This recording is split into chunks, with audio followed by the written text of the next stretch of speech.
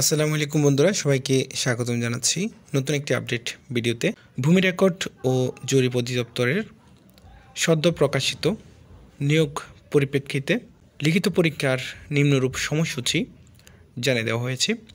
এক্ষেত্রে আজকে 8/1/2025 তারিখে প্রকাশিত বিজ্ঞপ্তিতে বলা হয়েছে আগামী 24/1/2025 খ্রিস্টাব্দ রোজ শুক্রবার সকাল 10টা থেকে 11টায় ড্রাইভার পদের নিয়োগ পরীক্ষা এবং 24/1/2025 খ্রিস্টাব্দ রোজ শুক্রবার সকাল 10টা থেকে 11:30 পর্যন্ত নাজির কাম ক্যাশিয়ার এবং সার্ভেয়ার ট্রাভার্স ও সার্ভেয়ার এবং কম্পিউটার এই দুইটি পদের পরীক্ষা অনুষ্ঠিত হবে।